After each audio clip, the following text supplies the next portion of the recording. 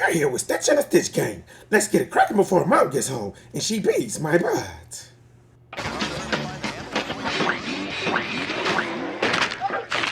Idiots! How could they fail at something so simple? I could pass this course easily, and one day I'll prove. Bro, let me tell you something. That is not easy. This guy's tripping. Prove it.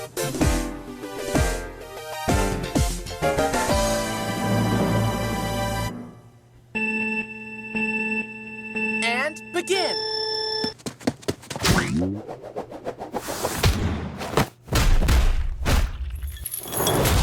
Bro's getting hammered.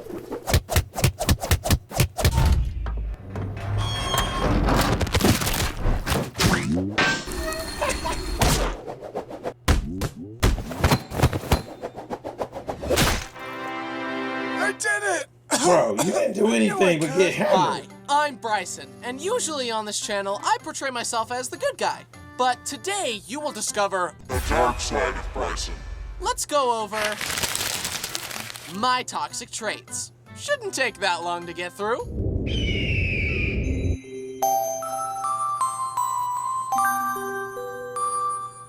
Now, I love animals so much and would never do anything to hurt them.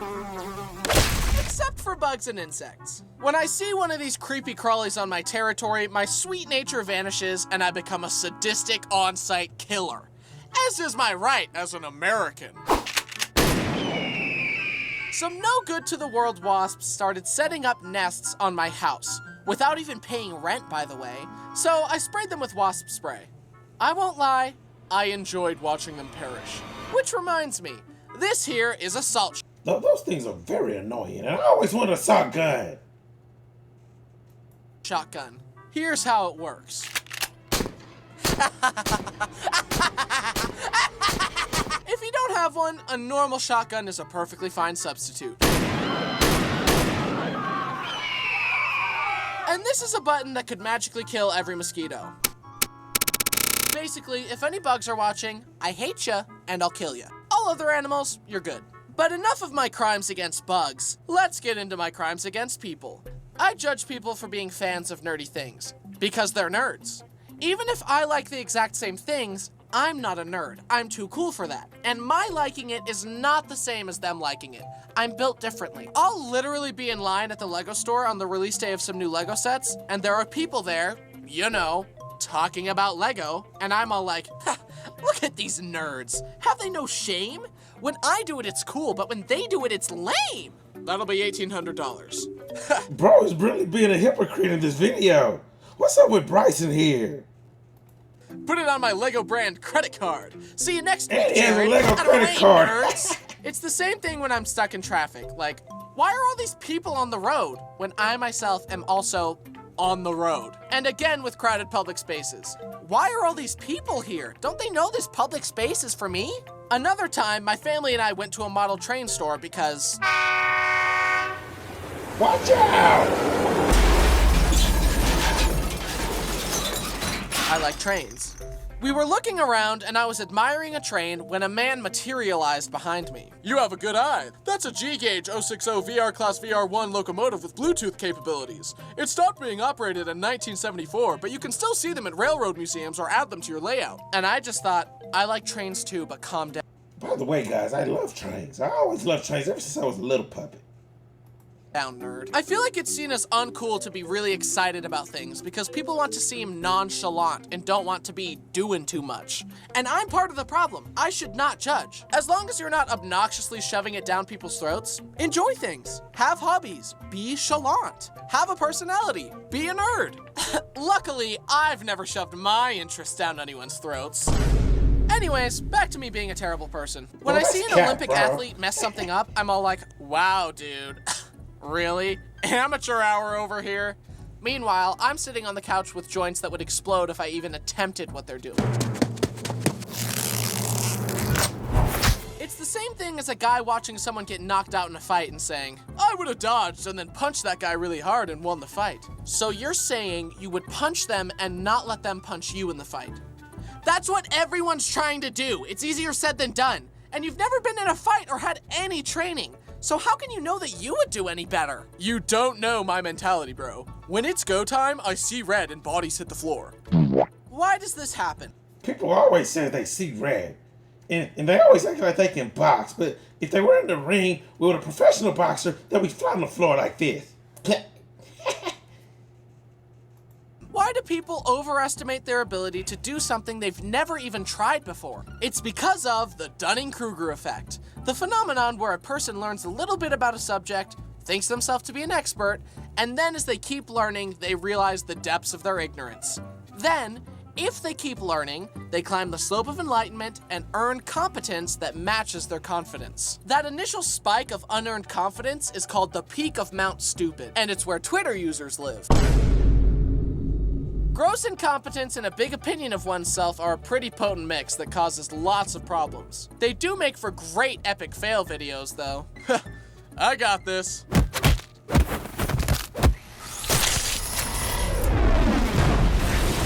My leg!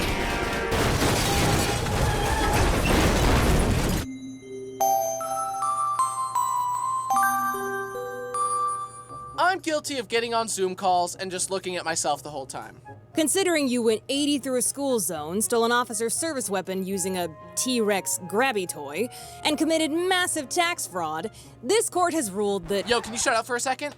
Dang, I look good. Ooh, look at that jawline. Bro is tripping. life in prison, no bail. Oh, I wow. don't feel that bad about this one, because I know you do it too on your Zoom calls. When I text someone and it says they have their notifications silenced, I always hit notify anyway. Who do you think you are, Mr. High and Mighty? You can take a second to hear what I have to say. I will not be silenced.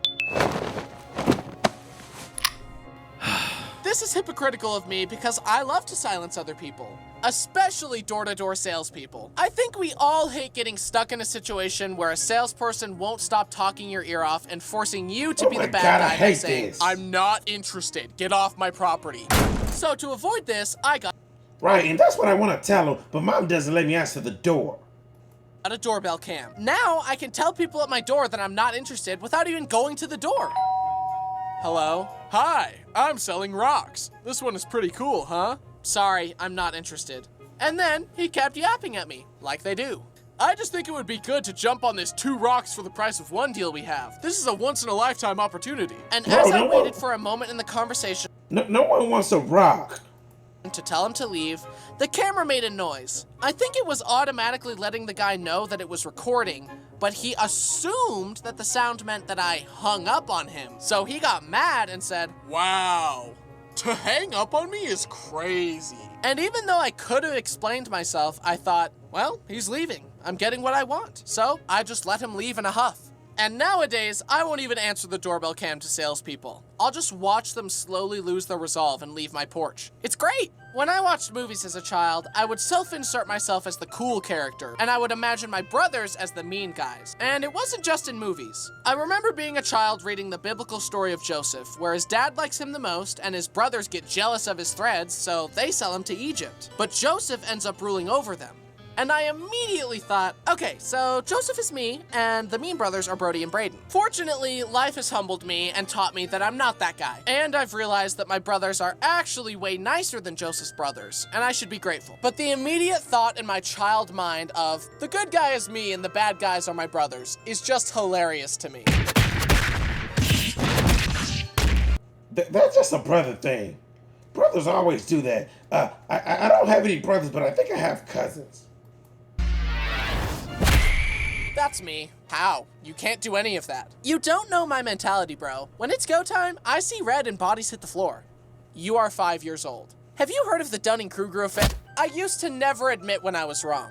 Luckily, I grew out of this one, but when I was 12, I was playing this video game with my friends where you throw ninja stars at bad guys. We were competing against each other, and I was in the lead. I took my turn, then Travis went. He threw the ninja stars faster and better than me, and he won the whole thing.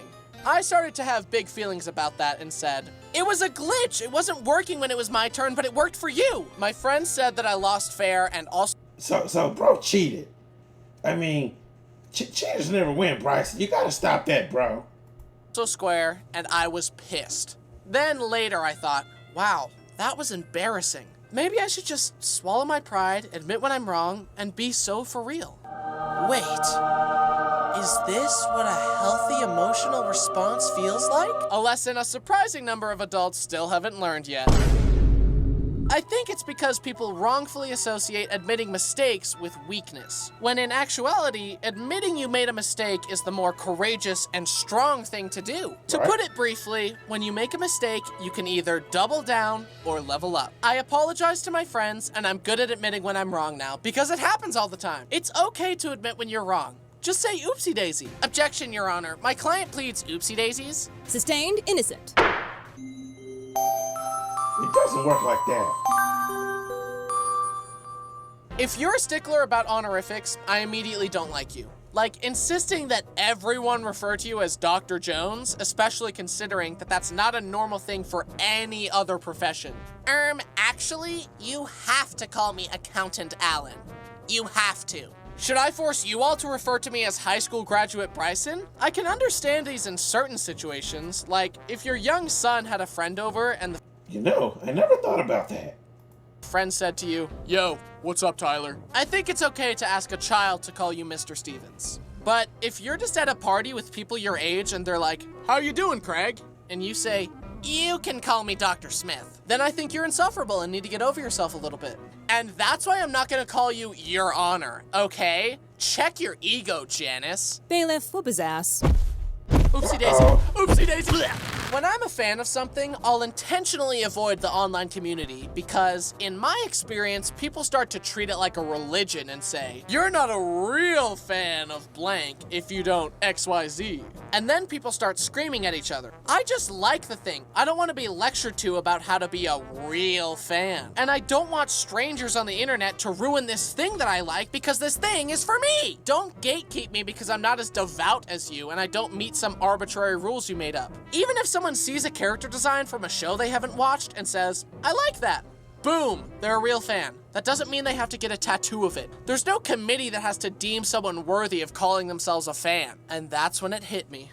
I don't like when other people are being judgmental, so I shouldn't do it either. Basically, me judging people for judging other people helped me learn not to judge people as much, okay? Of course, Yeah, it says, Mom always tells me, treat others the way that you would like to be treated. I'm not perfect at this. I am a work in progress, and I will still judge people sometimes. For example, I love to listen to internet stories and decide who's in the wrong. Part of why I like it is to try and be a better person, to perceive as many perspectives as possible, and learn from others' mistakes to apply them to my own life. But the other reason I like it is to judge the people in the story and take the moral high ground and think about how I'm a better person and would never do the bad things the people in the story did. Am I the bad guy for shooting my neighbor? Okay, let's hear them out. I, 32F, shot my neighbor, 42M, in the head because his dog pooped on my yard. So I knew I had to take matters into my own hands. Bro, that's kind of extreme. You didn't have to do that, and, you're going to jail.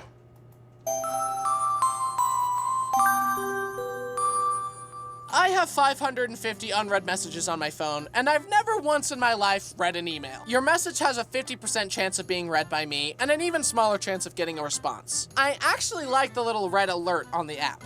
It looks naked without. Well, with me, guys, I always respond. So go ahead and drop your comments. Make sure you drop a lot of comments. More comments than DMs now. But then, of course, I expect other people to respond to my messages and hear what I have to say. I end up interrupting people because if I don't say what I'm thinking right now, I'll forget. And I hate forgetting. If I do forget something, I try to rewind what everyone said to try and find the part of the conversation that will remind me of what I was thinking. Speaking of interrupting, sometimes I'll interrupt the entire flow of the conversation to make everyone wait for me to slowly look up a meme and show it to them, and then get upset when they aren't paying attention. Dude, look. Hey, are you looking? Funny, right? Do you like that part? Huh? Bryson is being, brutally honest. I'm kind of impressed. My conversation style is show and tell, as you could probably guess by looking at my channel. I'm kind of a yapper. I'm working on doing less show and tell and doing more look and listen. But before I do that, check out this picture really quick. Are you looking? Hey, pay attention. Look. Beautiful, isn't it? Now say some compliments about it. Go on, I'm waiting. I'm hesitant to try new things because I've already discovered what I like. I'm an outfit repeater, a meal repeater, and a movie rewatcher. And proud. I know what I like. When I say that I like a restaurant, what I actually mean is that I like the one meal I get there every single time. When I look through the menu, I'm acting. It's a lie. The waiter knows exactly what I'll order, and so do I. It's the same as the last 29 times. I'm working on being more adventurous and trying new things because it's good for me. And it turns out, when you try new things, you find more things to like. Who knew? Will you take option A, rewatch Avatar The Last Airbender for the 600th time? Ooh. Or That was a option good B, movie. watch this new show that your friend recommended to you that has a perfect 10 on IMDb and get $1 million. This is a tough one. In conclusion, I'm a flawed human being, but I learned today that as you keep working on your faults, you'll be able to do amazing things. For example, look how much better I am at this obstacle course now.